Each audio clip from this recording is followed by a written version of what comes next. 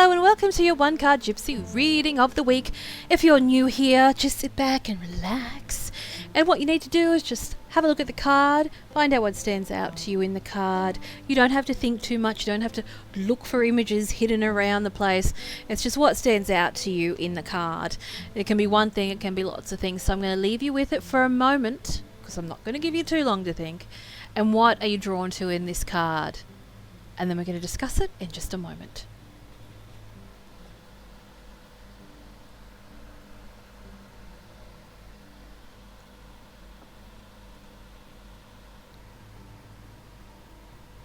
Now, the castle is a magnificent one.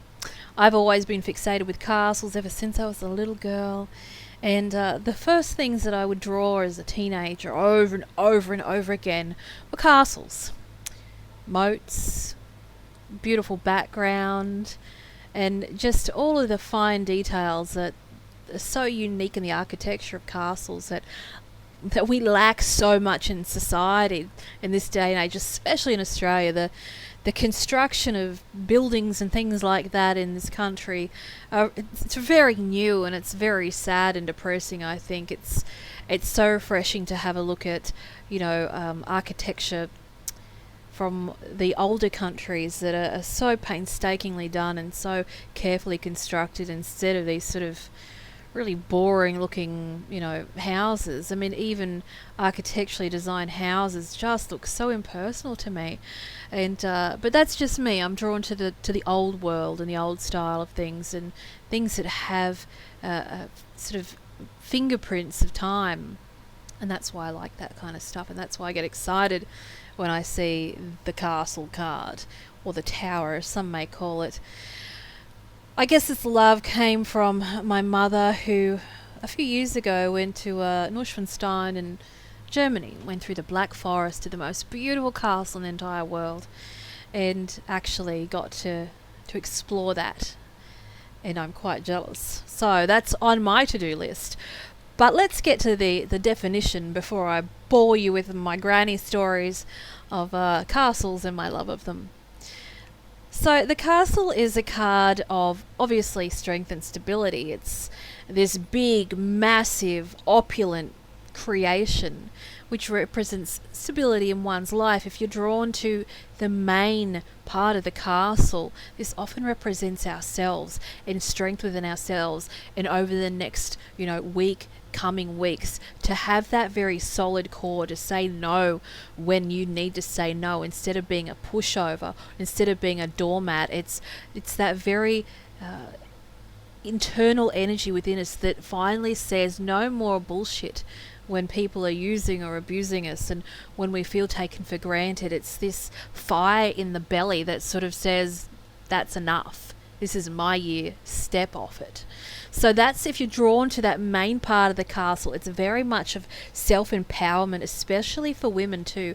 As you can see, it's a very phallic item.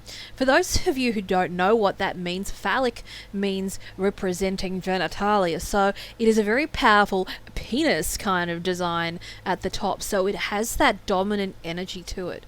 Sorry to shock everybody with this talk that nobody expected, but that's what it is. So it has that very strong power that is not a subservient one. It's not like a whimsical, I'm going to lay down and just relax and have a nice time. It's like, nah, this is my year. Step off it. Powerhouse. That's what the main energy of that image actually is. When we see there's two towers at the side, obviously some people are going to be drawn to these three towers together, these three castles together. What does that mean?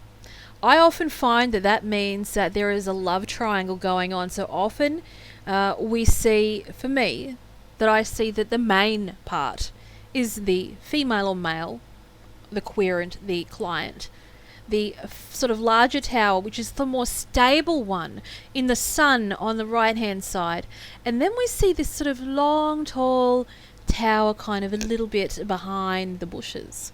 And I know it sounds a little bit funny, like here's the stalker tower, but it's often in love triangles that this is the other person. So since this main tower represents the client, then it's a love triangle with about them, not so much, people will be freaking out, go, oh my god, is my partner up to this? It's not about that, because the centerpiece of this card is you, is the queer, and is the client. And we have these two energies around the client. One is a stable, strong one, which is in the sunlight, which is lit, which is known. Whereas we have this other one that's sort of in the more mystical side of the card, the more hidden side, the secret side.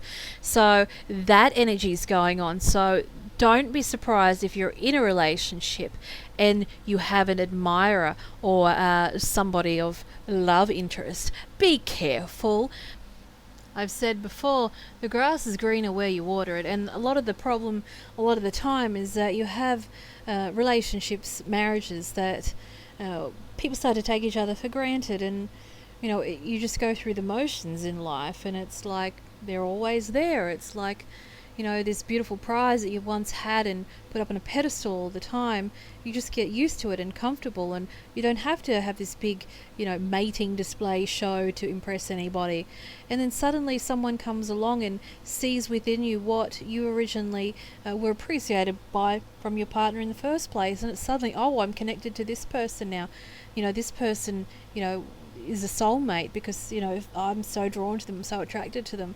But often it stems from the relationship in existence and the lack of gratitude that both of the couple share. It's sort of taking each other for granted, and then suddenly looking for that attention elsewhere, and having that muddled with that soulmate energy.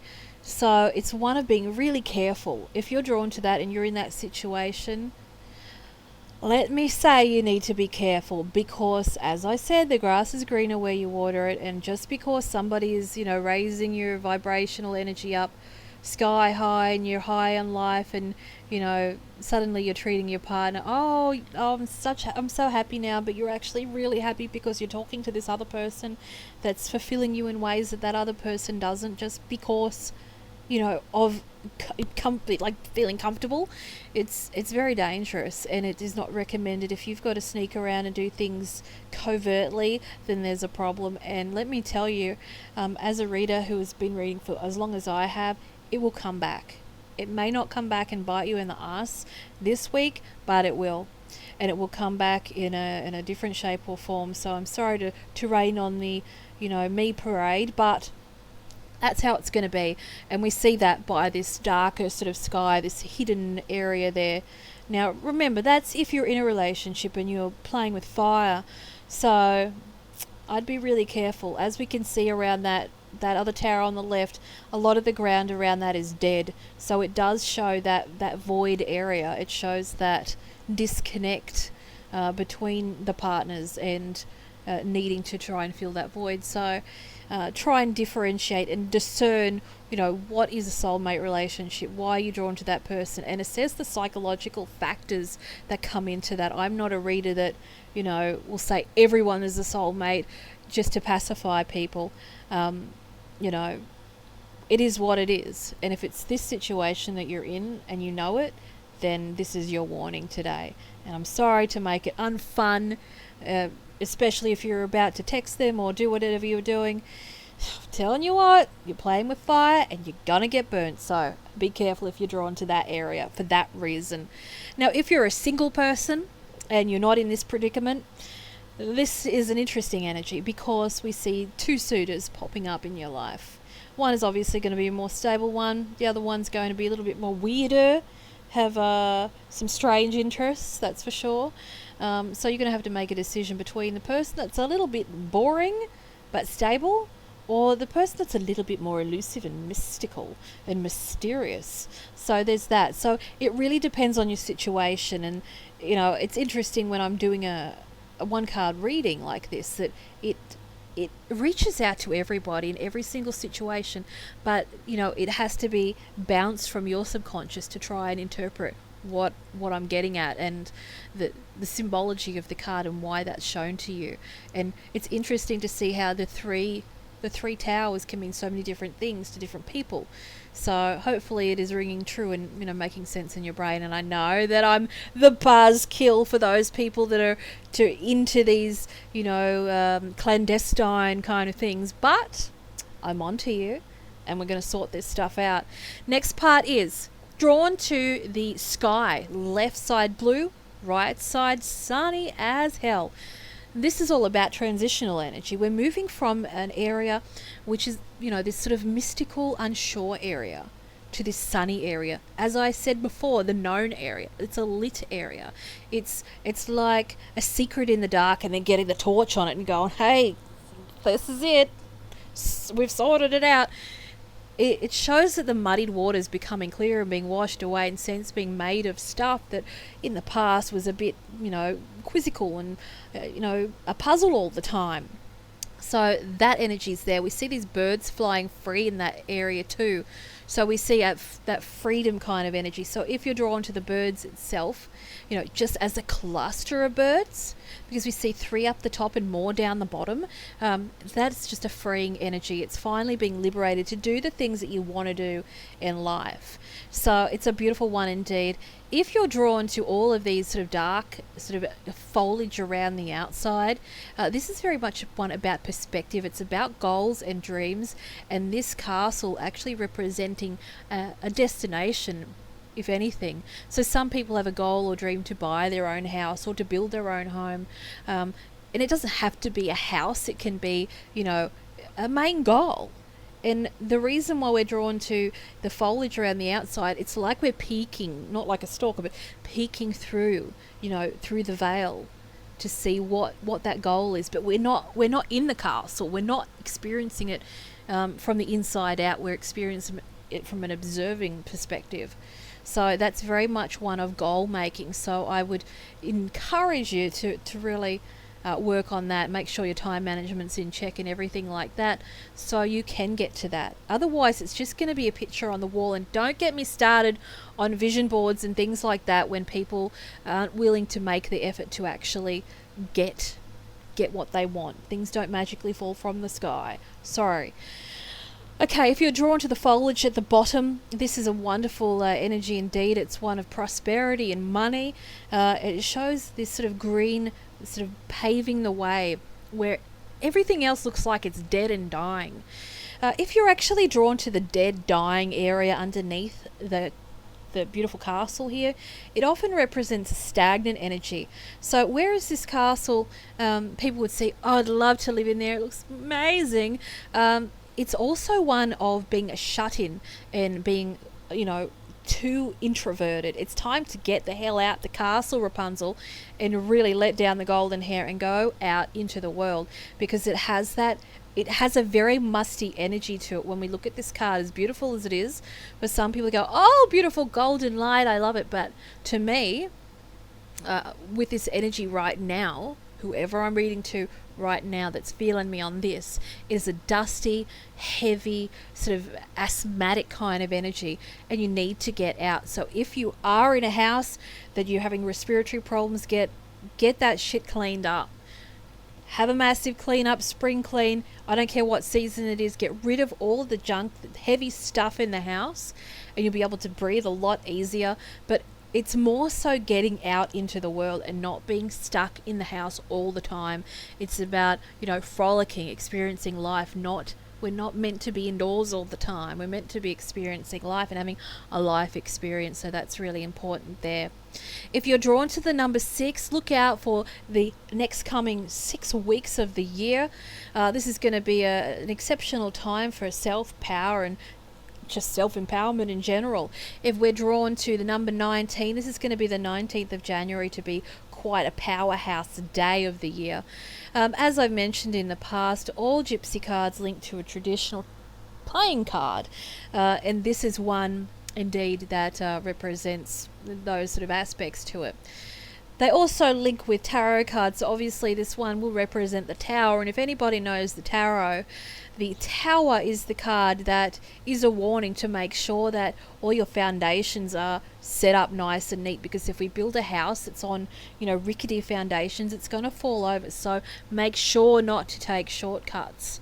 If you're drawn to the entire picture and go, oh, nothing really stands out, it's just the whole thing, then the general sort of idea of that is make sure you're not taking shortcuts. Build everything properly. Don't try and skip ahead or rush. Just take your time. It's better to do one big complete project than do 6 different little ones that are incomplete.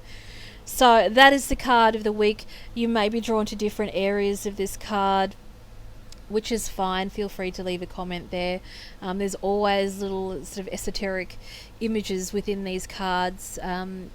In every single card I need to mention, you'll see the initial CM, which is the artist of the card. So that's, there's nothing, esoteric or, secretive there. It's just a creative addition, which is really sweet anyway. So I will leave you with it. I hope you enjoyed Card of the Week. Again, if you want this deck, which is amazing, they've actually got beautiful gold gilding all around the outside and comes in this little box. And I've actually got 2 of them myself, so I love them, and I always promote this deck because it's my favourite. I will leave you with that. Remember, if you want your own personal reading, I do them. I'll put the link below for that. And yeah, I do 1 card readings, but I also do the 3 card readings, which are the most popular of all time. People love them. So enjoy. Until next time, until next week, have a lovely day. And don't forget to feel free to share this reading with your groups on Facebook or wherever you have your communities. I don't mind, because everybody can find something within the cards themselves that will help themselves on their journey. So I would leave you with it. Until next week, thank you so much for choosing me as your reader. Until next time.